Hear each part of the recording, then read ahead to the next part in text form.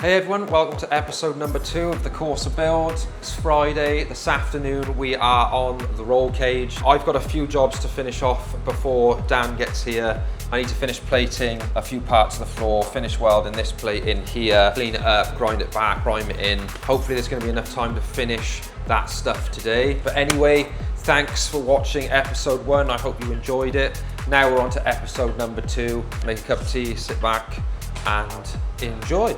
Also, just to point out, I'm not going to be welding in Nike nylon shorts and a tiny vest, boiling in here, just in case you were wondering. Let's crack on. Wanna feel the heat? Wanna feel the heat? Yeah. Wanna feel the heat? Wanna feel the heat? Yeah. Wanna feel the heat? Yeah. Wanna feel the heat? Wanna feel the heat? Wanna feel the heat? Yeah. Wanna feel the heat? Wanna feel the heat? We getting closer? We are getting closer, yeah.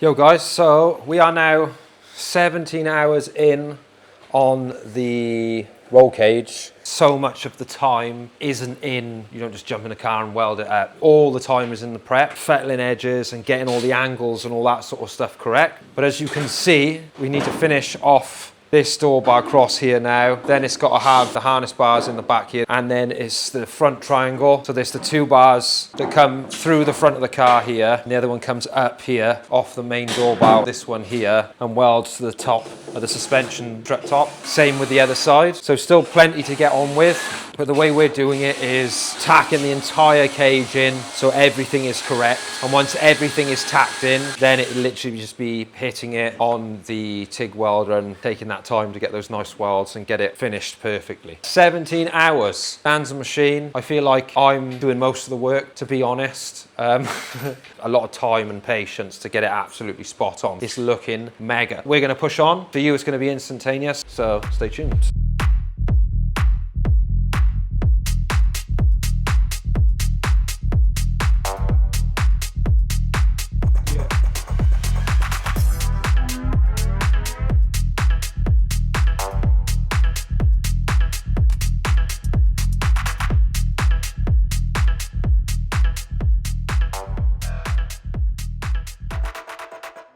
Yo guys, so that's 20 hours in. It's 92% tacked in and everything's in place. All that's left to do is the front triangle here, which meets the main door bar here, this one, and the top roof bar, and then the 2 harness bars. That's all that's left to go in. So I would say probably another 6 hours or so. It is now 11:30. I'm really, really tired. I want to go in, have a shower and get some sleep. And I'm going to get back on it now tomorrow and finish off some of the other jobs. But I hope you're enjoying the series so far. Thank you so much for your likes, comments, and if you haven't already, please subscribe. Let's see this thing through to the end. Once the cage is complete, I've got wheel arch tubbing to do. Then it's on to engine mounts. Still undecided on what engine I'm gonna run in the car. Maybe leave a comment, what engine do you think I should run? I hope you enjoyed episode number 1 and you're enjoying episode number 2, and I will see you guys tomorrow. Good boy, good boy. Say hello, Storm. Come on in. Get out of here. Go.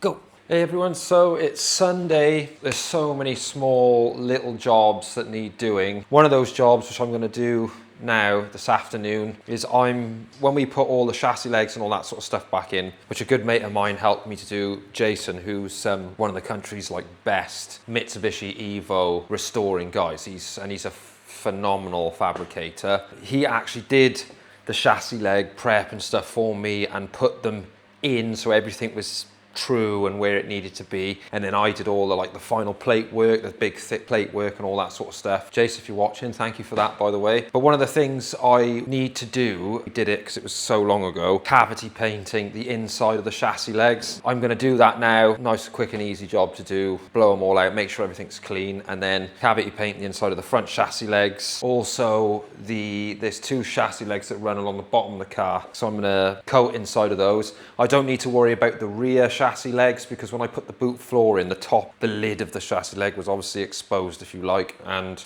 I know for a fact I definitely did those because I have a video of it on my phone afterwards after I'd coated them. Gonna jump on the front chassis legs, cavity paint those, and a few other small cavities on the car, and then I've got a huge list on my board over there, and I'm gonna start knocking those jobs out. Dan's back now Tuesday, so that gives me this afternoon tomorrow to finish some of the plating work and just cleaning a few bits and bobs up so all the surfaces are nice. And then yeah, it's going to be on to, well, engine mounting and tubbing these rear arches when Dan comes back now on Tuesday. As I said previously, obviously we've got the front triangle to do and the top roof bar, and then this is ready for him just to get in and attack it, and then we can just fully focus on the engine and the engine mounts. But anyway, let's get that finished and done, and that's another one off the list.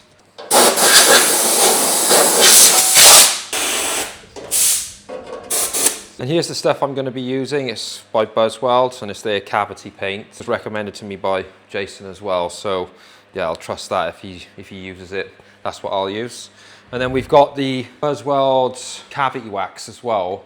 We won't use this in the chassis legs and stuff like that until after the car is fully painted, mainly because you put that inside chassis legs and what have you, in box sections and that, and if you all of a sudden had to weld something, it's a bit of a nightmare, and it burn, interfere with your welds and all that sort of stuff. So we kind of do that at the end. This is going to protect it 100% anyway. The cool thing is with that is you put that in all inside your chassis legs, and it's kind of regenerating. It like seeps into like the spot welds and all sorts of stuff. That's a really good thing to have in your garage, and you know, you can use on your car every couple of years, just to have that peace of mind sort of thing.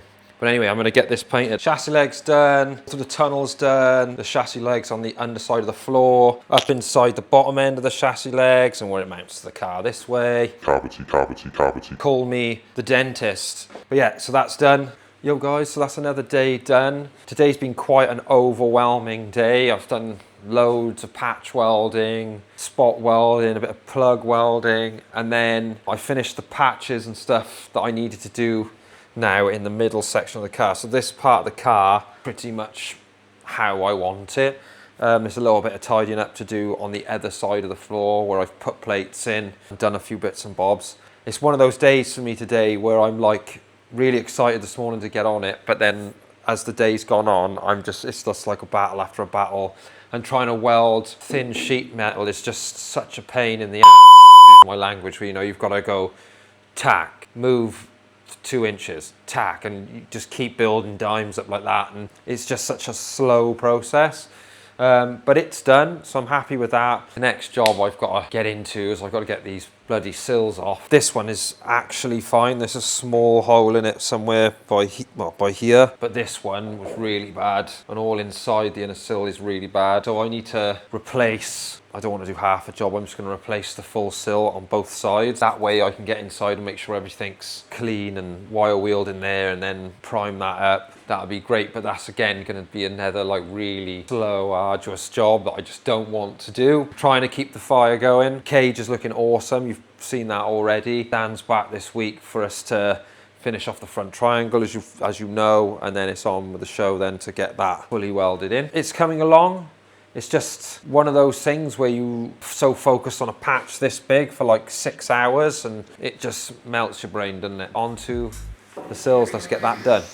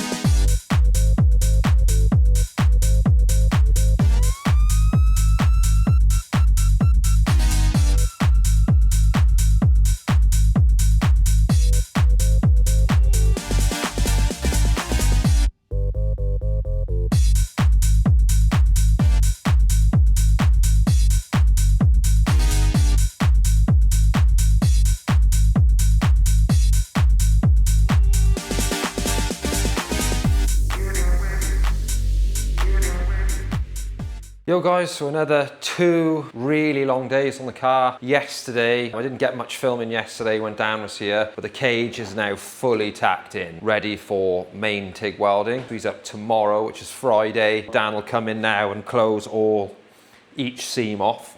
Anyway, and it's looking awesome, as I'm sure you agree, it looks wicked. My sill repair, you've already had a look at that, how bad it was, where it's at now.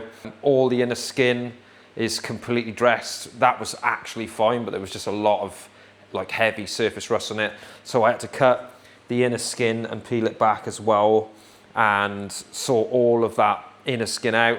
Then address the secondary skin, make sure that was all solid. That's all being welded back in today now. I'm yet to just grind the finish off. And then obviously there's 3 plates in the back, which you'll remember from episode 1. I've had to cut the inner wing out, which is part of obviously the sill. The outer wing, sorry, which is part of the sill. Then there is this, right at the back, this is the main skin. Then this one here now, this whole piece on the car inside the sill is completely gone. It had like rotted away from all the acid. So cut that right back to fresh metal. I've replated that second skin. That's solid now, and all spot welds are all done, ready for spot welding. This one here as well, which had rotted away, which comes down and then welds in by here. So I've got that one to repair now tomorrow and remake the lip, and then they'll all sandwich together then when the sill goes on over top. And then do all the spot weld holes ready, epoxy prime that, and then I will fit the actual sill, make sure everything's to size, tack that all in nice and slowly, so not to warp it, and then that job will be done. And then I've only got to go and do it all over again on the other side. But once those 2 sill repairs are done, there are only 2 tiny little spots left to do of actual rust repair, which is on the back here and the same on the other side. But that's probably an hour job each side. And then thank God, all of the rust repairs are finished. So yeah, we are proper ticking along. I have decided on what engine I'm gonna be running in the car. So later on in this episode, let you guys all know what it is. Thanks for stopping by. If you haven't subscribed, make sure you go and do that right now. Drop a comment, a nice one preferably. If you're enjoying my content, please hang around. The Corsa is gonna be epic. Anyway, on to tomorrow. Get dangerous.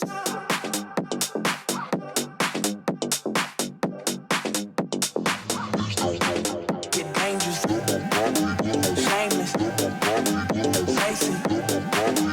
Shameless. Get dangerous. Shameless. Shameless. Shameless.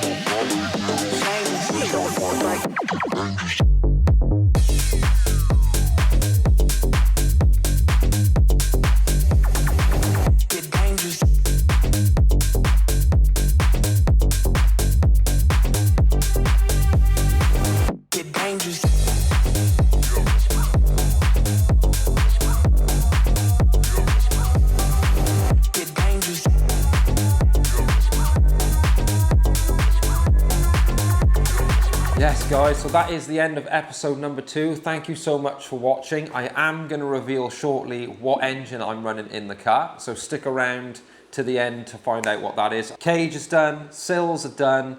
Next job for me now that you will see in episode number 3 is I'm going to be tubbing the arches. Wide arch body kit should be arriving this week as well, so we'll sort of mop that onto the car to build the tubs too. Obviously in the fabrication stage it is quite a slow process. You know, it's not shiny new wheels and big brake, awesome engines and all that sort of stuff, but that stuff is coming. So make sure if you haven't, you subscribe and you stick around for that, because this car is going to be amazing. Cage is done, sills are done, loads of plate work is done, strengthening work, seam welding, all that kind of stuff has all been done. I'm hoping now by the end of episode number 3, which is going to be out now 2 weeks Friday again, the car will be epoxy 2K primer, will all be seam sealed, and then the fun really begins. Once the arch tubbing is done, it's time to start mounting a really awesome engine in this car. My plan is to use a dummy engine initially, because it's going to come in and out, where we get all the measurements right and make all the engine mounts up. Without any further ado, initially I was going to run an Astra VXR engine in the car because it's Vauxhall and it's a newer version of the C20 LET which is what the car had in it initially. And then I thought, you know, there's been loads of those done, and the car is at a phase where really you can do anything. Let your imagination run wild. When it's like this, you literally can do anything, especially now the cage is in, which makes the car and the shell very strong. If you decided to cut a big piece of the car out, everything kind of stays in place. And then I thought to myself, right, where do I want to go from here?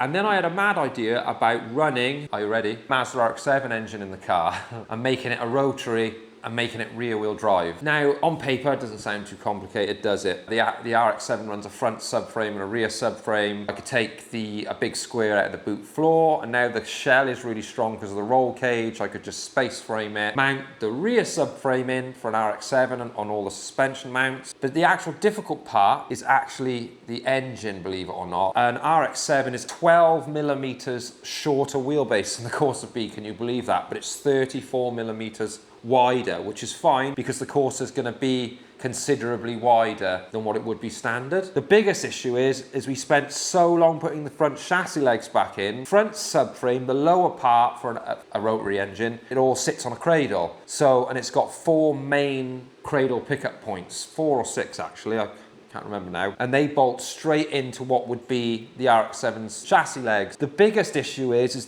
making the front pickup points that are really, really strong for the top wishbones for the RX-7 subframe. The lower control arms would obviously be, the lower arms will be on the subframe, but then we'd have to heavily modify this chassis leg. And I just thought, with all the work that's gone into this car, putting the chassis legs back in it, do I really want to commit to making it rotary powered? Obviously it'd be amazing and it would sound amazing, but then I sat and stopped going a bit mad in my head and I thought, right, what else is really good? And then I decided a Honda engine. There's not many of them about, and all the Vauxhall enthusiasts out there who are all going, oh, make it a true Vauxhall, or Honda people out there now going, why put a Honda in a Corsa? Look, I've explained it before, what the car means, and I want to make it special. I do want it to be a little bit different. A K24 motor, but a fully built, forged motor. There's a company in the States that will be supplying me an engine called 4-Piston Racing, and you've got categories of engines you can buy from them. Their drag engine will run 1500 horsepower, and I've decided to go with the Endurance Turbo build option, which will allow me to run anywhere up to about 850 horsepower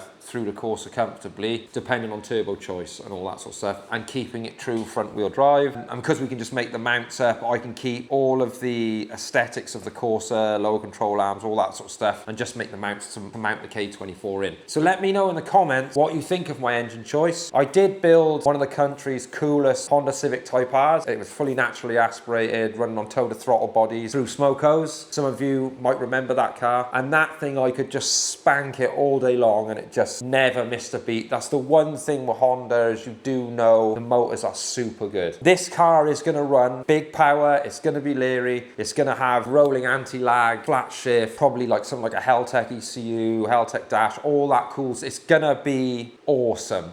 But let me know in the comments what you think. Am I making a mistake? I don't think I'm making a mistake. Thank you so much for watching episode number 2. I hope you enjoyed it. Please subscribe, drop a like, and stick around. Episode number 3 is coming really quickly. And now a lot of the repair work is done, and structurally the car is where it nearly needs to be. Soon it'll start being more fun. Nice new parts, suspension, engine, shifter towers, ECUs, all the fun stuff is coming. Please stick around, follow the series, tell your friends about it. Join in the fun. Thank you so much for watching, and I'll see you in 2 weeks' time.